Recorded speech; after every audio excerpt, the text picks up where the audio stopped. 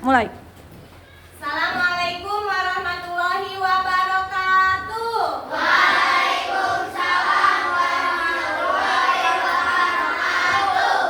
Selamat pagi. Luar biasa, tetap semangat. Bagaimana kabarnya hari ini? Alhamdulillah, luar biasa. Allahu Akbar. Sebelum kita memulai pembelajaran hari ini, kita berdoa terlebih dahulu ya. Silakan KM-nya, pimpin doanya Dio. Amin.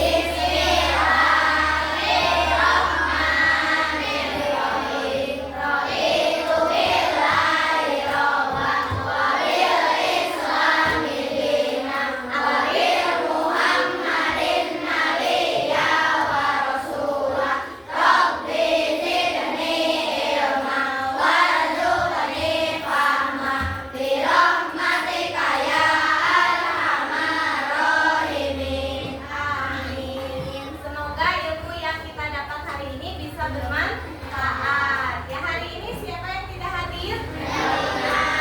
Kita doakan semoga Revalina cepat sembuh ya dan bisa masuk kembali. Nah, coba lihat gambar berikut ini. Ada gambar apakah ini?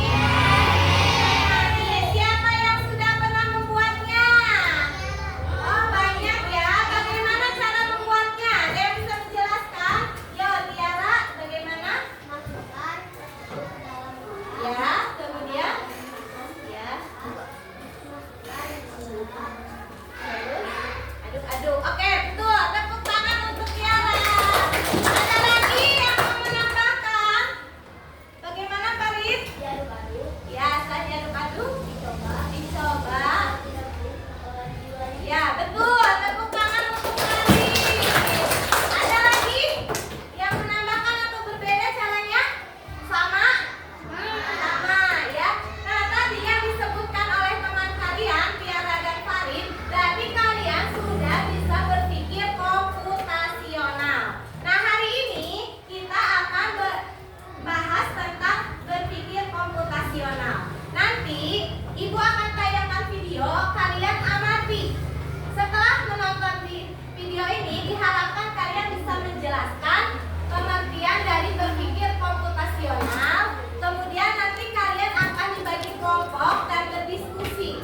Nah, setelah itu kalian diharapkan bisa mengidentifikasi prinsip dasar dari berpikir komputasional dan memecahkan masalah dalam kehidupan sehari-hari ya. Untuk menambah semangat hari ini, tepuk semangat. Nah, silakan perhatikan video berikut ini. Pengenalan computational thinking. Hai teman kece, coba tebak apa artinya computational thinking atau berpikir komputasional? Adakah yang bermata jeli dan melihat kata komputasional di sini? Jadi mungkin ada hubungannya dengan komputer ya? Iya, betul sekali. Jempol buat kamu yang sudah menebak dengan benar. Berpikir komputasional adalah proses berpikir untuk menyelesaikan masalah dengan efektif dan efisien. Dalam ilmu komputer, proses berpikir ini dilakukan sebelum mulai menulis coding atau pemrograman. Jika sudah direncanakan dengan baik, maka coding yang ditulis akan sesuai dengan kebutuhan dan dapat diselesaikan dengan cepat dan tepat. Tapi ternyata berpikir komputasional juga bisa dilakukan tanpa komputer dan tanpa internet loh. Malah sebenarnya kita pun sudah menerapkannya dalam kehidupan sehari-hari. Mulai dari menggosok gigi, mencatat ringkasan pelajaran, hingga menyiapkan tas untuk sekolah besok. Wah, kalau kita sudah bisa menerapkannya setiap hari, berarti kita semua sudah mahir dong. Eits, belum tentu. Contoh-contoh tadi kan menerapkan berpikir komputasional pada masalah yang sederhana. Masih banyak nih masalah yang lebih kompleks, seperti misalnya mengatur keuangan bulanan, apa yang harus dilakukan kalau kamu tersesat di tempat baru, hingga memilih jurusan dan karir. Lalu yang lebih penting lagi, ketika kamu dewasa Di sini kamu perlu kecakapan untuk memanfaatkan dunia digital, mulai dari mencari dan memilah informasi yang kamu perlukan, hingga menggunakan informasi itu untuk membuat keputusan penting dalam hidupmu. Menghadapi masalah kompleks kehidupan di masa sekarang dan masa depan ini mirip seperti merencanakan coding yang sudah dibahas sebelumnya. Kuncinya adalah memahami masalah dengan tuntas dan mencari cara menyelesaikan yang efektif dan efisien. Nah, kalau begitu, bagaimana agar kita bisa berpikir komputasional? Sekarang kita bahas ya, 4 landasan dari berpikir komputasional. Yang pertama, dekomposisi. Dekomposisi artinya membagi masalah kompleks ke bagian yang lebih kecil agar mudah diselesaikan. Misalnya, kamu ditunjuk jadi ketua panitia lomba 17-an. Maka, untuk memudahkan pelaksanaan, kamu bisa menunjuk panitia bagian acara, konsumsi, publikasi, keamanan, dan lainnya. Yang kedua, pengenalan pola. Artinya mencari kesamaan dan pola di antara bagian-bagian masalah kompleks yang sudah dipecah. Misalnya, kamu hendak melipat dan menyimpan jemuran di rumah, maka kamu perlu bisa mengenali jemuran milik ayah, ibu, kamu, adik, dan milik bersama seperti spray, handuk, dan lainnya. Ini karena jemuran-jemuran itu perlu disimpan di tempat yang berbeda. Yang ketiga, abstraksi. Artinya fokus pada informasi yang penting saja, mengabaikan detail yang tidak diperlukan. Misalnya, kamu hendak menceritakan pengalamanmu berwisata ke luar kota. Tentunya kamu mengalami banyak hal dari mulai berangkat di bus, berfoto bersama, makan di restoran, menginap di hotel, hingga perjalanan pulang. Tapi nggak mungkin kan kamu ceritakan semua kejadian dengan detail pada teman-temanmu. Pasti mereka bosan kalau kelamaan. Jadi kamu harus menyaring beberapa kejadian yang menarik saja untuk diceritakan pada teman. Yang terakhir, algoritma.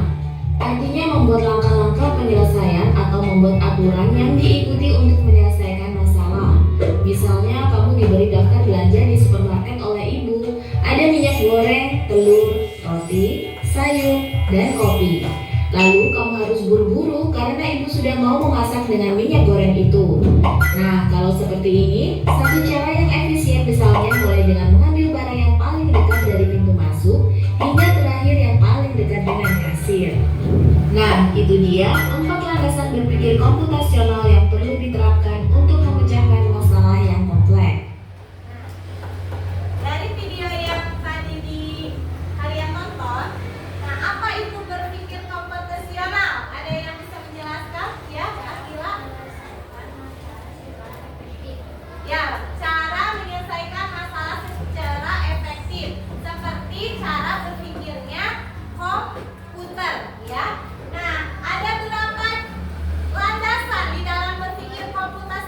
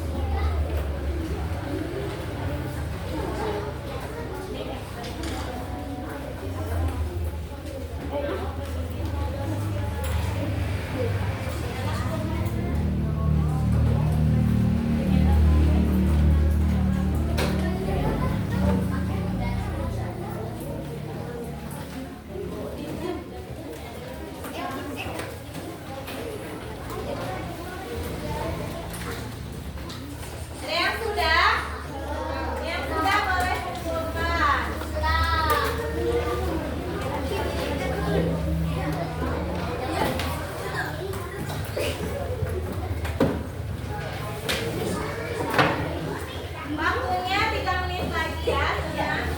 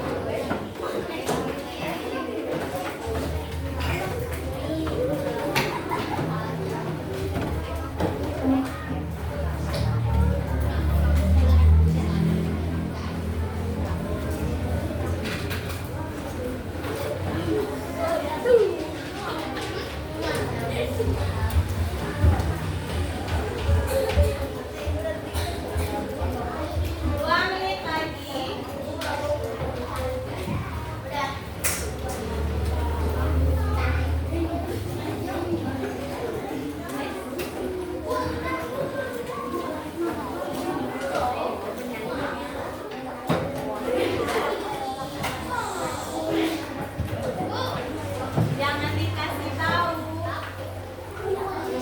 Ya, 1 menit lagi. Selesai tidak selesai dikumpulkan ya.